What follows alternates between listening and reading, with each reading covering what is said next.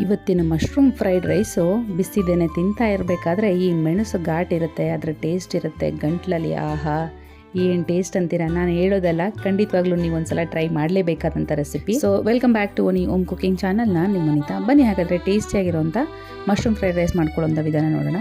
First ಒಂದು ಬಾಣಲೆಗೆ 1 2 3 table spoon ಆಗೋಷ್ಟು ಎಣ್ಣೆ ಆ್ಯಡ್ ಮಾಡ್ಕೊಂಡಿದ್ದೀನಿ.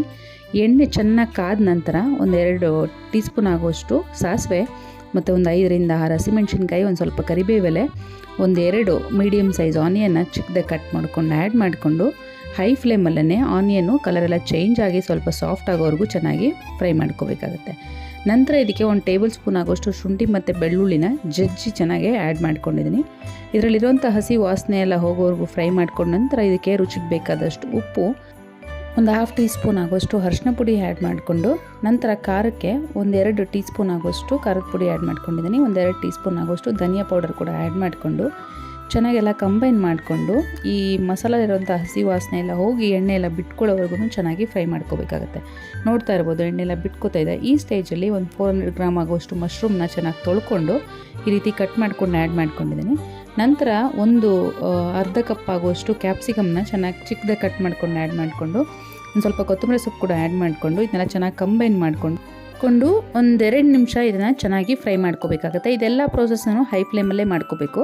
ನೋಡಿ, ಈ ರೀತಿಯಾಗಿ 1 2 ರಿಂದ 3 ನಿಮಿಷ ಆದಮೇಲೆ ಒಂಚೂರು ನೀರು ಉರಕ್ಕೆ ಸ್ಟಾರ್ಟ್ ಆಗಿದೆ. ಈ ಸ್ಟೇಜಲ್ಲಿ 200 ml ಆಗುವಷ್ಟು ನೀರು ಆ್ಯಡ್ ಮಾಡ್ಕೊಂಡಿದ್ದೀನಿ. ಅಂದರೆ 1 ಗ್ಲಾಸ್ ಅಥವಾ 1.5 ಗ್ಲಾಸ್ ಮೀಡಿಯಮ್ ಸೈಜ್ ಗ್ಲಾಸಲ್ಲಿ ನೀರು ಆ್ಯಡ್ ಮಾಡಿಕೊಂಡು ಇದನ್ನೆಲ್ಲ ಮಿಕ್ಸ್ ಮಾಡಿಕೊಂಡು ಮಶ್ರೂಮ್ 80% ಕುಕ್ ಆಗೋವರೆಗೂ ಚೆನ್ನಾಗಿ ಫ್ರೈ ಮಾಡ್ಕೋಬೇಕಾಗತ್ತೆ. 7 ರಿಂದ 8 ನಿಮಿಷ ತೊಗೊಳುತ್ತೆ.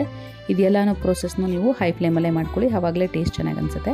ಬೇಕು ಅಂದರೆ ಮಧ್ಯ ಮಧ್ಯದಲ್ಲಿ ತಿರುಗಿಸ್ಕೊಂಡು ಈ ರೀತಿಯಾಗಿ ಬೇಯಿಸ್ಕೊಂಡ ನಂತರ 4 ರಿಂದ 5 ಟೀ ಸ್ಪೂನ್ ಆಗೋಷ್ಟು ಬಟರ್ನ ಆ್ಯಡ್ ಮಾಡಿಕೊಂಡು ಒಂದು ಸ್ವಲ್ಪ ಕೊತ್ತಂಬರಿ ಸೊಪ್ಪು ಕೂಡ ಆ್ಯಡ್ ಮಾಡಿಕೊಂಡು ಈ ಬಟರ್ ಎಲ್ಲ ಡಿಸಾಲ್ವ್ ಆಗಿ ಮೇಲೆ ಬಂದು ಜಿಡ್ಡು ಥರ ಕೂತ್ಕೋಬೇಕು. ಅಲ್ಲಿವರೆಗೂ ಇದನ್ನು ಮಿಕ್ಸ್ ಮಾಡ್ತಾ ಈ ರೀತಿಯಾಗಿ ಚೆನ್ನಾಗಿ ಬೇಯಿಸ್ಕೋಬೇಕಾಗತ್ತೆ. ನೋಡ್ತಾ ಇರ್ಬೋದು ಎಲ್ಲ ಮೇಲೆ ಬಂದು ಕೂತಿದೆ. ಈ ಸ್ಟೇಜಲ್ಲಿ ನಾವು ಬೇಯಿಸಿಟ್ಕೊಂಡಿದ್ದಂಥ ಅನ್ನನ ಪುಡಿಯಾಗಿ ಅನ್ನ ಬೇಯಿಸಿಟ್ಕೋಬೇಕಾಗತ್ತೆ. ಅದನ್ನು ಆ್ಯಡ್ ಮಾಡ್ಕೋತಾ ಇದ್ದೀನಿ. 4 ಕಪ್ ಆಗೋಷ್ಟು. ನೀವು ಕ್ವಾಂಟಿಟಿ ನೋಡಿಕೊಂಡು ಕಡಿಮೆ ಅಥವಾ ಜಾಸ್ತಿ ಮಾಡ್ಕೊಳ್ಳಿ.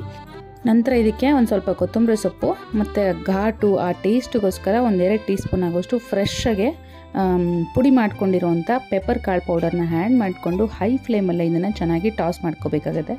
ಚೆನ್ನಾಗೆಲ್ಲ ಈ ರೀತಿ ಮಿಕ್ಸ್ ಆಗೋವರೆಗೂ ಟಾಸ್ ಮಾಡಿಕೊಂಡ್ರೆ ನೋಡಿ ತುಂಬಾ ಟೇಸ್ಟಿಯಾಗಿರುವಂಥ ಮಶ್ರೂಮ್ ಫ್ರೈಡ್ ರೈಸ್ ರೆಡಿ ಆಯಿತು. ಇದನ್ನೊಂದ್ಸಲ ಮಾಡಿ ನೋಡಿ. ಆ ಮೆಣಸು ಘಾಟಿಗೆ, ಆ ಟೇಸ್ಟ್ಗೆ, ಆ ಮಶ್ರೂಮ್ ಕ್ರಂಚಿಯಾಗಿ ಸಿಗಬೇಕಾದ್ರೆ ಎಷ್ಟು ಸಕ್ಕತ್ತಾಗಿರುತ್ತೆ ಗೊತ್ತಾ. ಟ್ರೈ ಮಾಡಿ ತಿಳಿಸಿ ಕಮೆಂಟ್ ಮೂಲಕ. ಅದಾದಮೇಲೆ ಈ ರೆಸಿಪಿ ನಿಮಗೆ ಫೇವ್ರೇಟ್ ಆಗಿಲ್ಲ ಅಂತಂದರೆ ಕೇಳಿ. ಸೊ ಈ ರೀತಿಯಾದಂಥ ಇನ್ನಷ್ಟು ಈಸಿ ರೆಸಿಪೀಸ್ಗೋಸ್ಕರ ನನ್ನ ಚಾನಲ್ ಸಬ್ಸ್ಕ್ರೈಬ್ ಮಾಡಿಕೊಂಡು ಪಕ್ಕದಂಥ ಬೆಲ್ಲೈಕನ್ ಕೂಡ ಆಕ್ಟಿವೇಟ್ ಮಾಡ್ಕೊಳ್ಳಿ. ಹಾಗೆ ವಿಡಿಯೋ ಯೂಸ್ಫುಲ್ ಆಗುತ್ತೆ ಅಂದರೆ ಫ್ರೆಂಡ್ಸ್ ಮತ್ತು ಫ್ಯಾಮಿಲಿ ಜೊತೆ ಕೂಡ ಖಂಡಿತ ಶೇರ್ ಮಾಡ್ಕೊಳ್ಳಿ. Thank you for watching this video and thank you for supporting.